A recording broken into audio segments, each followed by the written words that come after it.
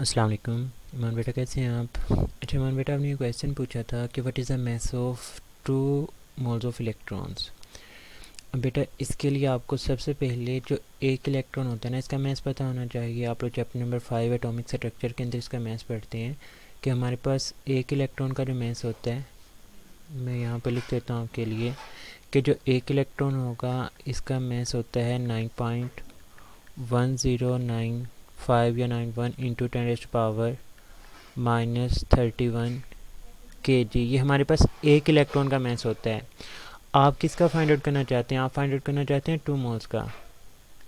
इसके लिए आप क्या कर लेंगे, आप पहले 1 मोल के इलेक्ट्रॉन्स का जो है वो मास फाइंड आउट कर लें। अगर मैं 1 मोल की बात करूं तो 1 मोल के अंदर जो इलेक्ट्रॉन्स होते हैं ना, वो होते हैं 6.02 इंटू 10⁻23 इलेक्ट्रॉन। मतलब एवोगैड्रो नंबर के बराबर जो है वो इनके अंदर इलेक्ट्रॉन्स हैं वो मौजूद होते हैं। अब एक इलेक्ट्रॉन का अगर ये मास है तो मास ऑफ 1 मोल इलेक्ट्रॉन्स कितना होगा, या आप ये कहेंगे मास ऑफ 6.02 इंटू 10⁻23 इलेक्ट्रॉन्स है वो कितना होगा। तो आप लोग क्या करेंगे, ये जो फैक्टर है 9.1095 वाला, इसको मल्टीप्लाई कर देंगे एवोगैड्रो नंबर के साथ। तो मैं इसको यहाँ पे मल्टीप्लाई कर रहा हूँ 6.02 इंटू 10⁻23। बेटा एमडी कैट के अंदर तो आपको कैलकुलेटर वगैरह प्रोवाइड नहीं किए जाएंगे। अब मैं इसको सिंपल से वे के अंदर आपको करना बताता हूँ। अब यहाँ पे देखिए 10⁻31 है और दूसरी तरफ है 10⁻23। तो -31 + 23 जब आप इसे सॉल्व करते हैं तो यहाँ पे आ जाएगा हमारे पास 10⁻⁻8। दूसरी तरफ हमारे पास है 9.1095 और इस तरफ है 6.02।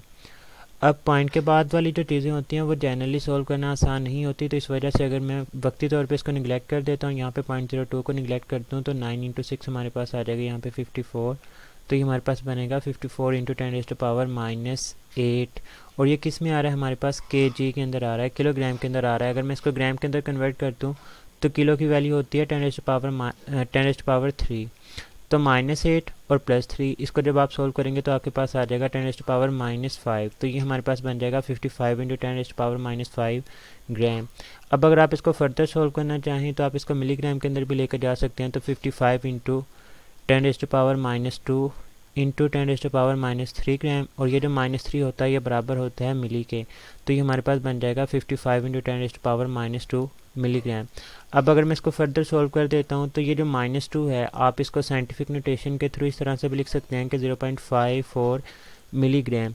तो बेटा ये हमारे पास 1 मोल जो इलेक्ट्रॉन्स होते हैं ना उनका मास आ जाता है। अब आपसे क्वेश्चन में पूछा गया था कि 2 मोल इलेक्ट्रॉन्स का क्या मास होगा, तो आप इसको 2 से मल्टीप्लाई कर देंगे तो हमारे पास 2 इंटू 0.54 मिलीग्राम। जब आप इसको सॉल्व करते हैं तो 1.08 मिलीग्राम आंसर आएगा, या आपकी बुक के ऊपर इसका आंसर 1.10 मिलीग्राम भी हो सकता है। वो इस वजह से होगा क्योंकि यहाँ पे ये जो फैक्टर्स हैं हमने इनको इग्नोर किया था। जब आप इनको मल्टीप्लाई करेंगे ना 0.02 और 1095 को, तो फिर ये अप्रोक्सीमेटली आपके पास आंसर जो है वो इसके नज़दीक तरीन आ रहा होगा। तो बेटा ये इसके पीछे लॉजिक था। स्टिल एनी कन्फ्यूजन तो आप कमेंट सेक्शन में पूछ सकते हैं। अपने बहुत सारा ख्याल रखिएगा। अल्लाह हाफिज़।